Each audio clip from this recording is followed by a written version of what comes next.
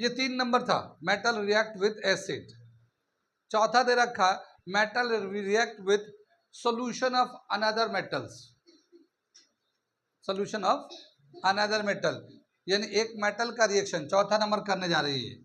ये तीसरा हो गया। ये चौथा दे रखा reaction of metal with solution of another metal,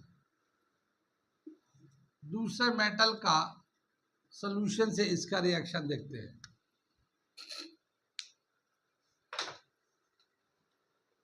कितनी बात सुन में, यहां पे क्या बताया कि एक सॉल्यूशन है, मान लो 2 सॉल्यूशन है, सॉल्यूशन ए है एंड सॉल्यूशन बी है, दोनों मेटल का बना हुआ। Solution of metal A, solution of metal B, A and B 2 metal है, इनका सॉल्यूशन लिया गया। ठीक है, ये दोनों में से कोई भी मेटल हो, अगर हम लोग मान लो सॉल्यूशन ए लेते हैं, बी लेते हैं, कोई भी लेते हैं, तो क्या करते हैं हम लोग, मेटल ए को डिसॉल्व करते हैं solution of B, solution of B metal. ठीक है, मेटल ए को, जैसे मान लो एक सॉल्यूशन है मेटल बी का, उसमें हमने मेटल ए डालते हैं, अगर ये रिएक्टिव होगा तब तो रिएक्ट करके क्या बनाएगा, solution of metal A plus metal B अलग हो जाएगा, मेटल बी अलग हो जाएगा। ठीक है, और इस रिएक्शन को हम लोग बोलते हैं डिस्प्लेसमेंट रिएक्शन। कौन सा रिएक्शन बोलते हैं, डिस्प्लेसमेंट रिएक्शन। अब मैं एक एग्जांपल लेके बताता हूं, displacement reaction.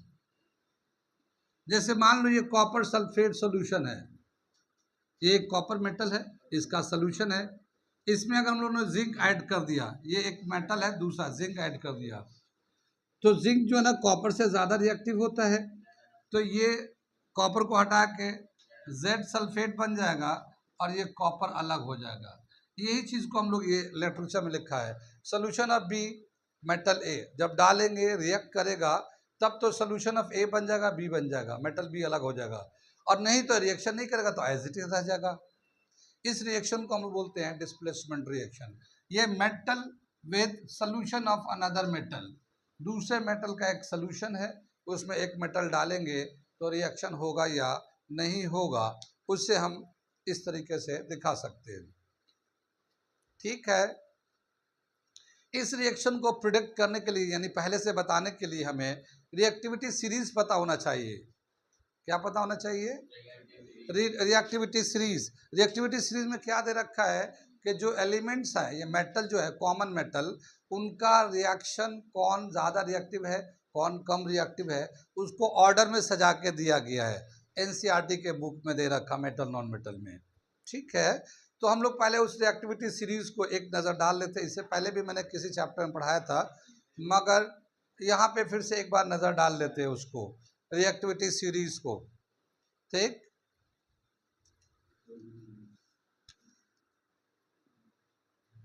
Reactivity series.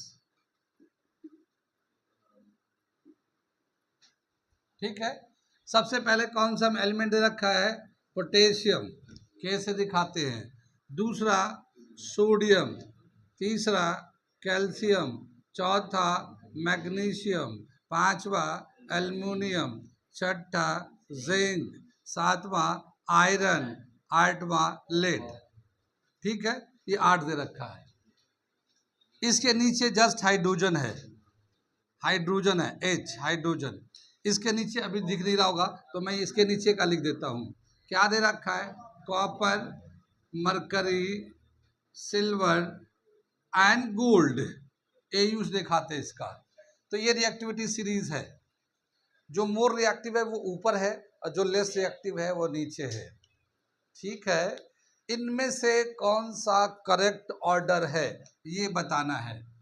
A, Mg, zinc, Mg is greater than zinc is greater than aluminum is greater than lead.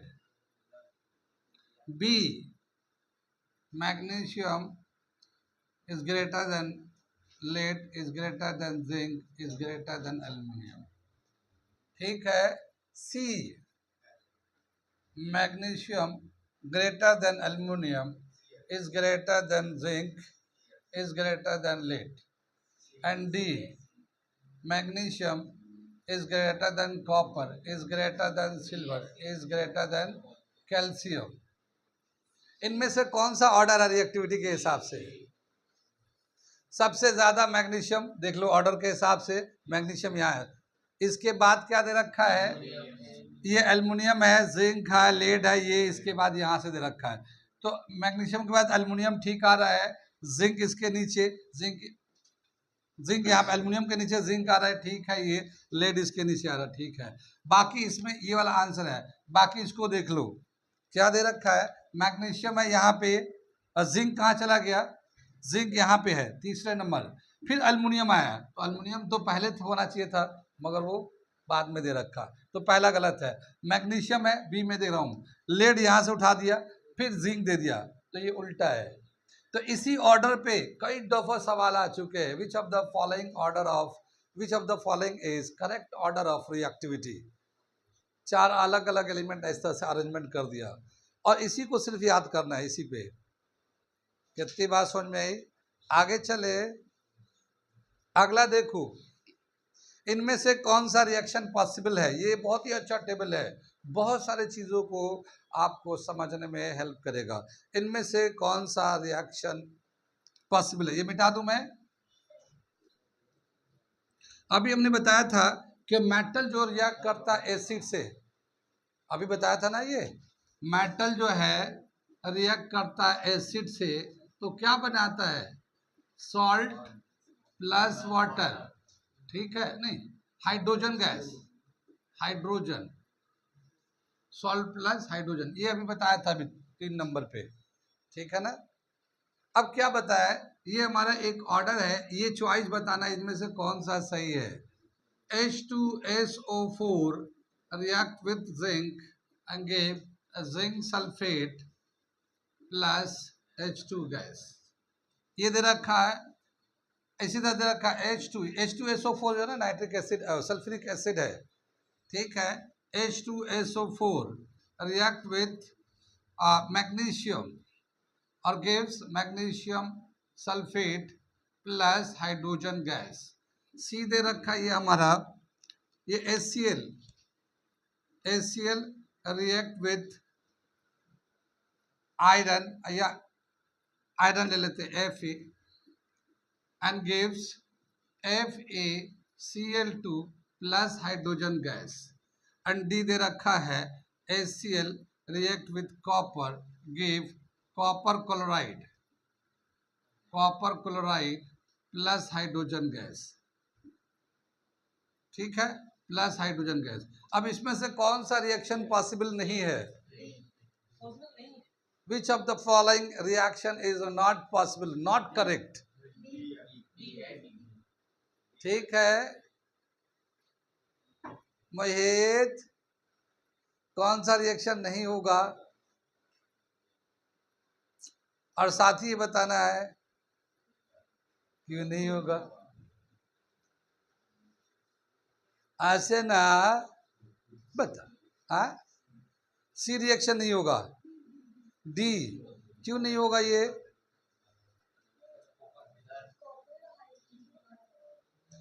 यहाँ पे जो बताया है डी जो रिएक्शन नहीं हो पाएगा, नहीं होगा डी रिएक्शन. सार्थक, answer which is not reactive, which is not correct. ये लिख देता हूं, which of this is not correct, not correct reaction. Correct reaction देखो, HCl को कॉपर से रिएक्ट कराएंगे, तो HCl का कॉपर यानी हाइड्रोजन क्लोराइड है, तो हाइड्रोजन के नीचे कॉपर आता है, तो कॉपर जो है ना हाइड्रोजन से ज्यादा रिएक्टिव नहीं है, तो कॉपर रिएक्ट कर ही नहीं सकता HCl से, ठीक है. HCl से कॉपर रिएक्ट करेगा नहीं तो प्रोडक्ट बनेगा ही नहीं. तो रिएक्शन नहीं होना है यहाँ पे, तो ये रिएक्शन पॉसिबल ही नहीं है। यहाँ पे देखो HCl एंड आयरन, तो आयरन ऊपर है, ये ऊपर आयरन है हाइड्रोजन से, ये रिएक्शन पॉसिबल है। मैग्नीशियम हाइड्रोजन से ऊपर है, रिएक्शन पॉसिबल है। जिंक हाइड्रोजन से ऊपर है, रिएक्शन पॉसिबल है, प्रोडक्ट बनेगा।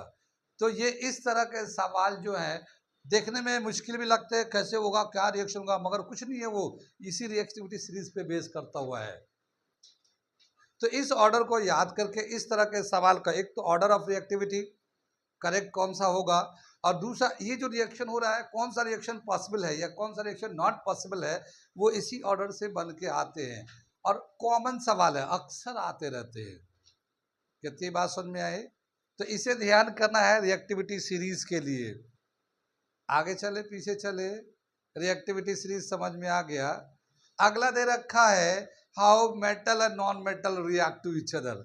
अगला टॉपिक जैसे अभी बताया था ना कि मेटल जो रिएक्ट करता है एसिड से तो क्या बनता, मेटल जो है सोल्यूशन ऑफ मेटल, दूसरे मेटल का सोल्यूशन से रिएक्ट करेगा।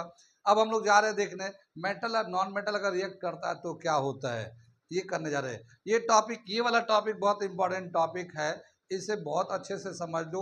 मैं तो 2 सवाल बना के दिखा दिया, इसी को भी अगर समझ लोगे तब भी बहुत कुछ है, बहुत सारी बातें इससे समझ में आ जाएगी। ठीक है, ये तो मैंने 2 खाली कंसेप्ट को समझाने बताने के लिए किया है, मिटा देते इसे। आगे चले, इसमें यहाँ पे जो मेटल थे कितने, 13 मेटल दे रखे हैं यहाँ पे, 13, ठीक है ना। क्या दे रखा, पोटेशियम, सोडियम, कैल्शियम, मैग्नीशियम 4 हो गए, अल्युमिनियम, जिंक, आयरन, लेड 8 हो गए, हाइड्रोजन 9 हो गया। उसके नीचे दे रखा है copper, mercury, silver, gold. Gold सबसे नीचे है, क्यों? क्योंकि सबसे लिस्ट रिएक्टिव है, वो रिएक्शन करता ही नहीं। गोल्ड है एंड प्लैटिनम नीचे है सबसे बॉटम में, इसलिए कि वो लिस्ट रिएक्टिव एलिमेंट्स है।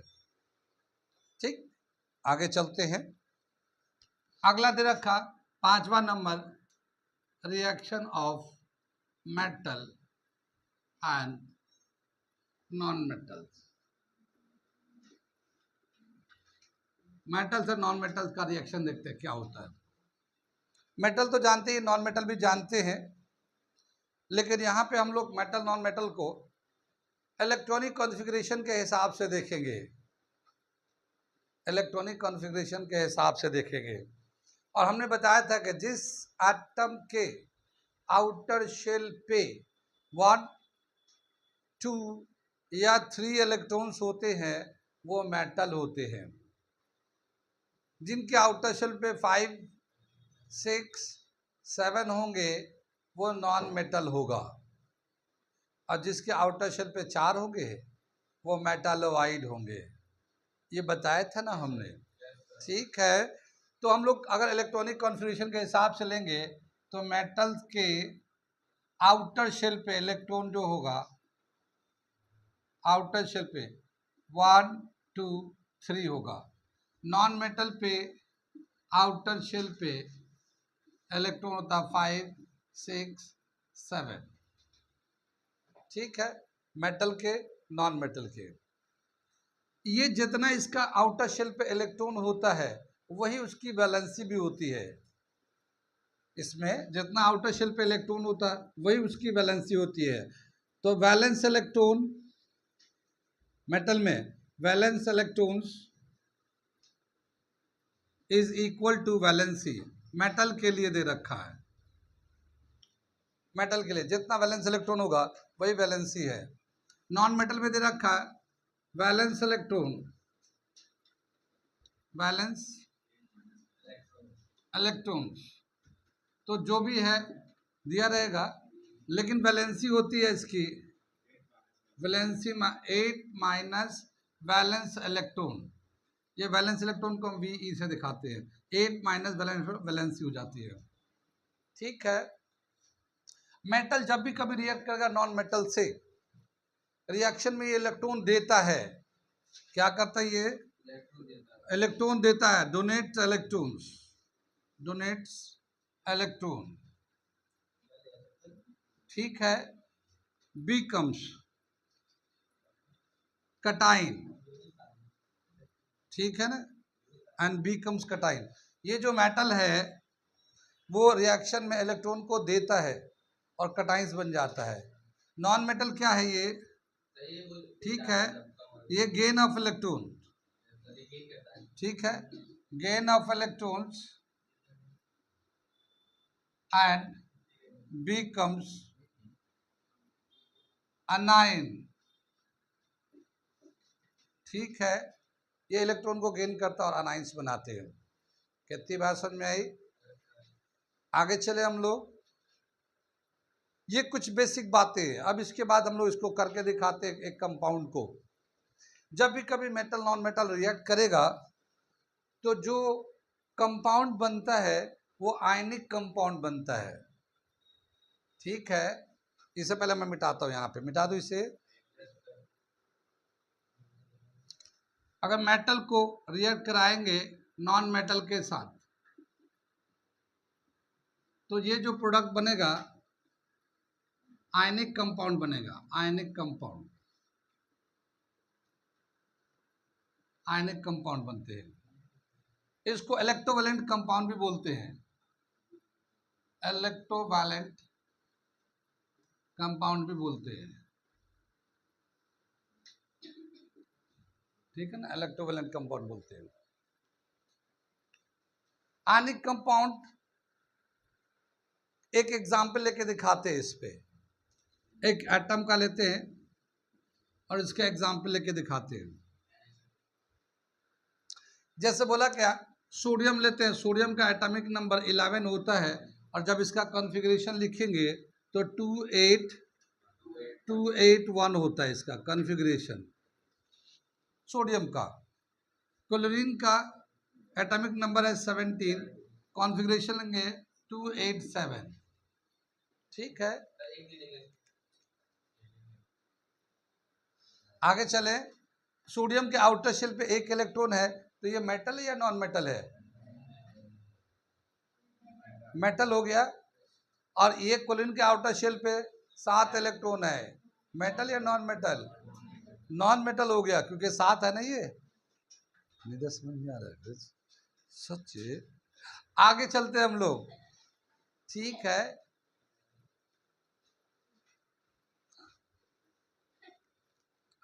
एक एलिमेंट है उसका एक्स है, एक एलिमेंट है ये एक्स है, इसका एटॉमिक नंबर दे रखा है हमारा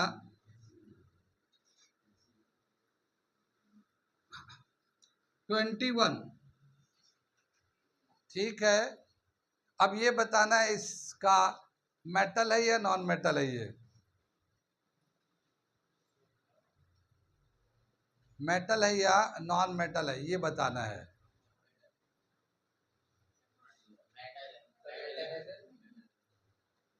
कैसे पता चला मेटल है? ये 21 है भाई। कॉन्फ़िगरेशन लिखेंगे इसका 21 का तो 2883 आएगा। 1 2 3 हो तो मेटल हो गया। ये समझ में आया कुछ?